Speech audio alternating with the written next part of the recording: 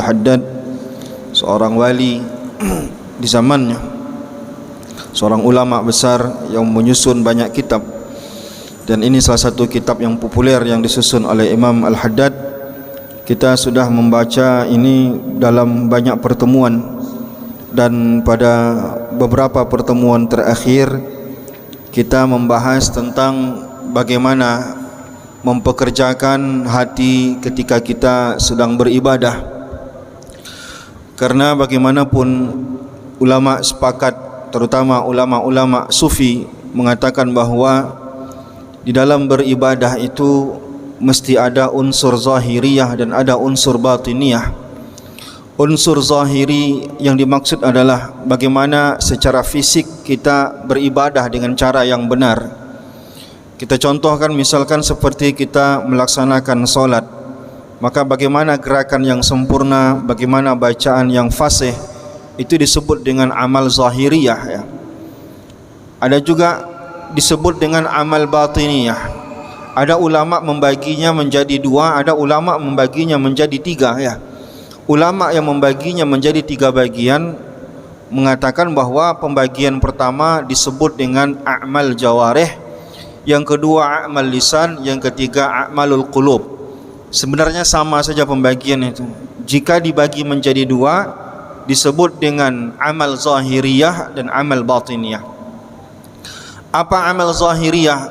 Setiap kali kita beribadah, apakah itu salat, membaca Quran, zikir, apapun, maka ada perbuatan fisiknya. Gerakan-gerakan dan bacaan-bacaan itu disebut dengan gerakan fisik. Gerakan fisik itu bagus dan penting, wajib untuk kita perhatikan. Tapi kata ulama, rohnya ibadah itu bukanlah amal zahiriyahnya, tapi rohnya ibadah itu adalah ketika hati itu bekerja, itulah roh di dalam beribadah. Maka mempekerjakan hati dalam beribadah seperti salat, seperti baca Quran, seperti berzikir, itu membuat ibadah itu menjadi hidup dan berasar. Berasar artinya berpengaruh, dapat merubah perilaku kita. Karena ibadah itu dapat merubah perilaku dan perbuatan kita. Nah, jadi itu sudah selesai. Dalam ibadah kita sudah diajarkan bagaimana memfungsikan hati di dalam beribadah. Maka kata Abdullah Al-Haddad ini mengatakan apa? Ketika bibir mengucapkan la ilaha illallah, maka mestinya dalam waktu yang bersamaan hati juga mengucapkan la ilaha illallah. Maka orang yang berzikir itu dibagi menjadi 4 tingkatan. Tingkatan yang terendah adalah lisan berzikir tapi batin tidak ikut berzikir. Yang diinginkan apa? Lisan berzikir, hati berzikir. Sampai kepada puncaknya, di saat lisan tidak lagi berzikir, hati tetap berzikir meskipun lisan tidak berzikir. Nah, tentu saja itu butuh latihan dan lain-lain. Baik, pembahasan itu sudah selesai. Kita masuk kepada pembahasan berikutnya ya. Kajian tasawuf berikutnya adalah setelah kita merapikan, kajian pertama kita dulu bagaimana kita merapikan aktivitas. Yang kedua kita merapikan ibadah.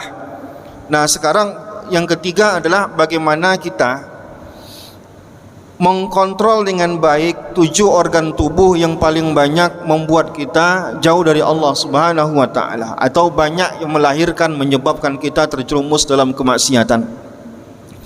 7 organ tubuh itu adalah mata, telinga, mulut. Kalau kita dari atas ke bawah ya, mata, telinga, mulut, tangan, hati, kemaluan. Kaki dimasukkan kategorinya sama dengan tangan, dibuat satu paket. Kalau dipisahkan tangan sama kaki, dia jadi 8. 8 ini atau 7 ini ya. Kalau 7 berarti kita gabung tangan dengan kaki. Saya ulangi, mata, telinga, mulut, hati ya, tangan, perut, kemaluan. Ya, 7 itu. Kaki dimasukkan ke tangan. Saya lupa menyebutkan kemaluan tadi. Nah, dari 7 ini ya, dari 7 ini sebenarnya ada satu lagi cuman tidak dimasukkan ke situ. Ada ulama memasukkannya, yaitu pikiran. Tapi di dalam pembagian Imam Haddad ini dia tak memasukkan pikiran ke dalam itu. Tapi sebenarnya pikiran itu juga dia juga berperan ya. Kenapa? Karena kemaksiatan itu dirancang oleh pikiran kita. Ketika kita ingin melakukan kemaksiatan, biasanya kita rancang dulu. Kita ingin berzina nih, maka kita merancang dulu apa yang kita lakukan. Cari duitnya dari mana, kemana kita, hotel mana yang mau disewa, perempuan mana yang mau dicari. Maka merancang itu di pikiran. Tapi Al-Haddad tidak memasukkan pikiran itu ke dalam ini. Dia memulainya dari mata dan seterusnya sampai bawah. Tapi ulama-ulama semua sepakat, semuanya di induknya itu ada di hati. Mata nanti dia juga jatuh ke hati, telinga nanti jatuh ke hati, mulut nanti jatuh ke hati. Ya, semuanya puncaknya itu adalah di hati dia. Maka nanti hati itu menjadi bosnya. Maka kata Imam Malik, jika tubuh ini adalah sebuah istana, ya, tubuh ini banyak organ-organnya, diibaratkan sebuah istana, maka dia ada raja. Rajanya itulah hati.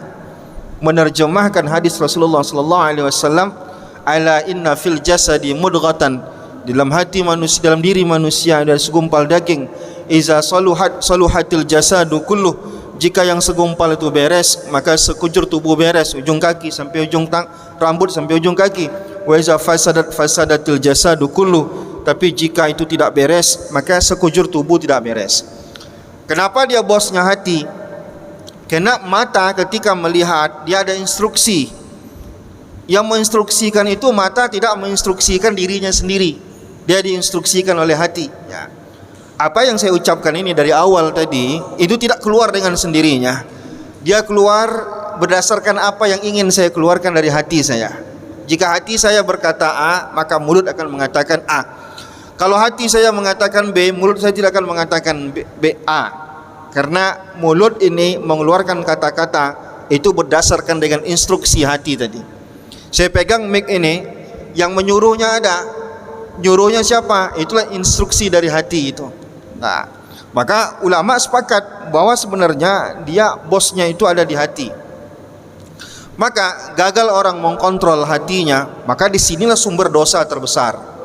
Ya, sombongan, ria, ya, kebencian, dendam dan lain-lain, itu semuanya bersumber dari hati. Maka gagal orang mengkontrol hatinya, maka banyak hal yang akan gagal dalam diri dia. Maka ada unsur zahiriyah, tangan, mata, telinga, mulut, suara yang keluar, kemaluan ataupun kaki, itu unsur-unsur zahiriyah namanya. Unsur-unsur zahiriyah ini dia tidak menginstruksikan dirinya sendiri. Dia diinstruksikan oleh unsur batiniyah. Unsur batiniyah itu apa? Inilah hati kita. Ini disebut dengan unsur batiniyah. Nah, maka hadirin yang dimuliakan Allah Subhanahu wa taala, maka penting bagi orang untuk selalu, ya, mengkontrol hatinya ataupun memeriksa hatinya. Maka Rasulullah sendiri pun selalu mendoakan, mengajak kita untuk berdoa, ya muqallibal qulub sabbit qulubana ala dinika wa ala ta'atik.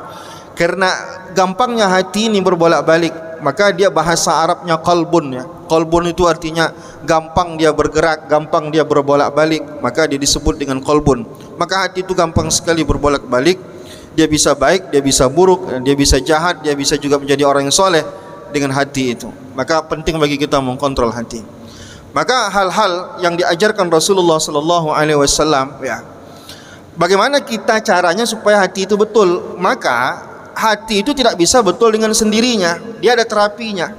Terapinya bagaimana? Nah, terapinya adalah perilaku manusia, perilaku seseorang itu buah daripada kedekatan dia kepada Allah Subhanahu wa taala. Maka jika hati ini ingin beres, maka dia difungsikan dalam ibadah. Masalahnya kenapa orang membenci orang lain padahal dia solat, ya? Dia solat secara zahir tapi batinnya tidak solat, sehingga secara zahir dia terlihat baik, tapi secara batin dia membenci orang lain.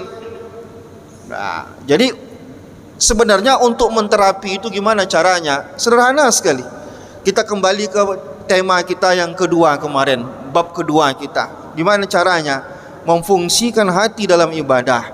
Kalau hati sudah difungsikan dalam beribadah, maka dia akan berfungsi dalam perilaku. Maka kata Allah, aqimis salata inna salata tanha 'anil fahsya'i wal munkar. Salatlah, salat itu akan membuatmu tercegah dari perbuatan keji dan mungkar. Salat yang kayak mana? Banyak juga orang salat tapi mencarut, jalan juga. Banyak juga orang salat tapi cinta pada dunia, jalan juga. Karena fisiknya salat, batinnya tidak salat. Ketika dia menafikan Tuhan selain Allah, la ilaha illallah, mulutnya sering berzikir la ilaha illallah, tapi batinnya tidak ikut menzikirkan la ilaha illallah, maka secara zahir terlihat dia berzikir, tapi secara batin zikir yang ribuan itu tidak dapat membentuk perilakunya. Jadi sederhana sekali, bagaimana caranya batin bisa bekerja, hati bisa bekerja dengan baik. Untuk memfungsikan hati dalam keseharian kita, caranya sederhana sekali, fungsikan dia dalam ibadah kita. Ketika dia sudah berfungsi dalam beribadah, maka dia akan berdampak di dalam perilaku. Wallahu a'lam. Assalamualaikum warahmatullahi wabarakatuh.